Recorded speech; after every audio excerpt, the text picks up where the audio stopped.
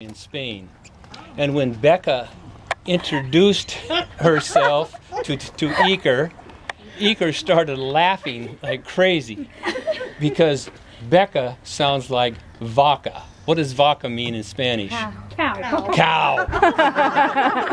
So Iker had a great time laughing about that.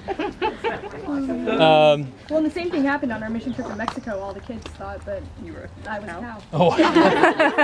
They chased me around with horns. And she's so little. Yeah. Well, the history continues here, and the greatest event happened here on July 4th, and that is the proposal of Ryan to Bekah right in this spot right here. And let me tell you a little bit about what happened. You were there, right? We got a reenactment. Ryan was sitting out here on a hot day in his slacks, shirt, and tie, all spruced up. What a sacrifice. And Bekah comes up. We got a reenactment, so that's why we can say what happened. Bekah comes up, looks at him, and I don't. She must have known something was going on. Well, he doesn't exactly wear a suit every day. So. But anyway, she comes over and sits in the chair, and there's a kiss. Sits in the chair, and then he starts his little act of getting on his knees, presenting the ring, another kiss, and that was it. So, very historic event. Proposed in our garden. That's the first time that's ever happened. Yay. Did you tell him about the fee, Bob? The what? Did you tell him about the fee for proposing in the garden? User fee. No user fee. No, this is free. Fee-free. You guys want to say something? Sure. Most of you guys I've just gotten to meet either this summer or very briefly last summer, but it's really been a blessing how much you guys have been able to welcome me in and how encouraging that has been in our relationship. We've heard such good feedback, and everyone speaks so highly of Bekah that, you know, it's obviously made a good choice moving here, and obviously made a good choice, you know, asking her to marry me. But no, Oregon's definitely become, you know, home for the summer just because of the way that we've been treated and the way that you guys have all been encouraging as well as feeding into our relationship. Yeah, it's just been great, and we've been so blessed by all of you guys, and we're very thankful that you all are here tonight. I don't know if you have anything you wanted to add. No, just seeing the way you guys have welcomed him, and it's just been a real encouragement for me. Not that I had any doubts, but just that's just been a huge blessing for me, and just real thankful he was able to be here, and for Bob and Jerry letting him stay here. They're Ryan's roommates, in case you didn't know. Ryan's living in their basement, so that's been a huge blessing for us. And so, but no, I mean, all of you were invited here with very intentionally, just as people that have really played a huge role in my life, and for the two of us this summer, and the way that you have all welcomed Ryan with open arms, and so it means a great deal to me that you are all here. So, and we will send you wedding invitations when we have a date. So,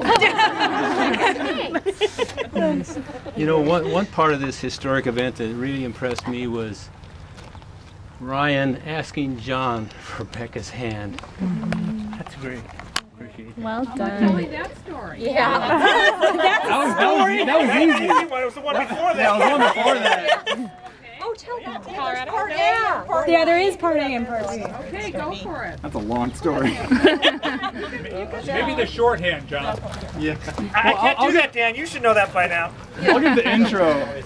I knew that I wanted to marry Bekah, and I knew that I wanted to talk to her dad about it, at least some, just so that, you know, when we started spending more time together and traveling together, or, you know, visiting each other, you know, he kind of knew where we were going and what our intentions were. So I wrote it out on Word, and it was 6 pages long, about, okay, don't think I'm some punk, but, and then, you know, kind of go into it. Jerk, not punk, but go ahead. And then I rewrote it again, and I rewrote it again, and then I shortened it, and finally I took a big, you know, swallow and emailed it to him, and I made the mistake of doing that right before I went to bed because I really didn't sleep well. And then this was when? Just like no. This was towards the end of November. November. Oh, wow. And then I get a very brief reply just saying, hey, I got it. but I'm at work, and I opened it up and said, I'm not going to read this at work. And then John. So I read this and I'm going, okay, we'll see if we can get some mileage out of this. But in his letter, he said, you know, I'd love to be able to sit down and talk with you, but you know, I know that's not very realistic. And so more as Becca and I were talking the other night, the Chin family never does anything normal. And so I thought to myself, I go, So I looked online and there were cheap plane tickets to Denver. We could both meet in the middle. So I called him up and I said, what are you doing on Saturday? And he says, I don't know, nothing. I said, well, let's have lunch in Denver. And I hear this real long pause. And it was a real long pause. He made you work for it. And, no, and so basically what we did is that weekend we got together in Denver and Interjection, it was my birthday.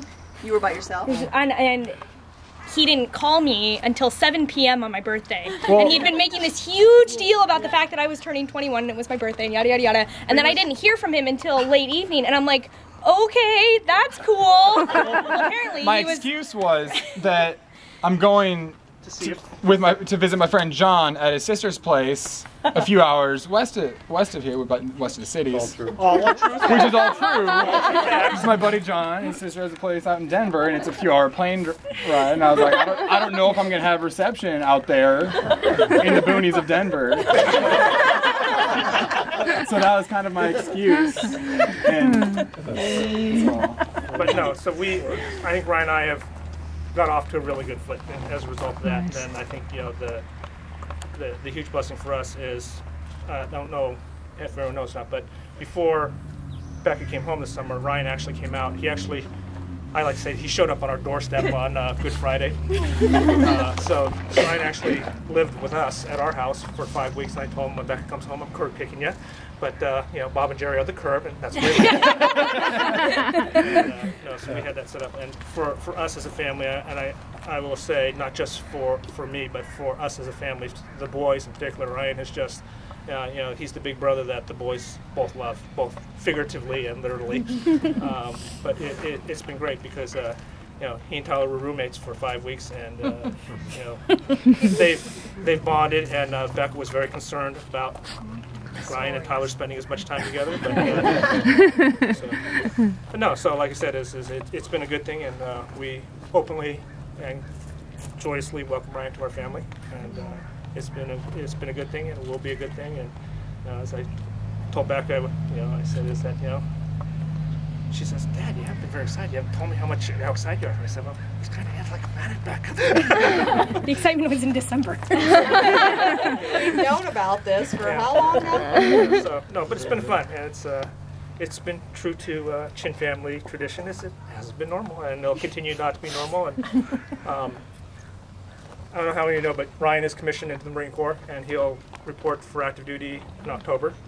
And so he has to go through the basic school, which is the thing that comes after officer candidate school, whatever it is, and then he'll go through his MOS training. So they basically won't know where he's going to be at, or even be able to have a chance to set a date until sometime. January. Becca's optimistic January. I said, realistically, with Uncle Sam, it'll be February or March. I said, so you're going to be on a short string, and we'll just have to wait and see what happens. So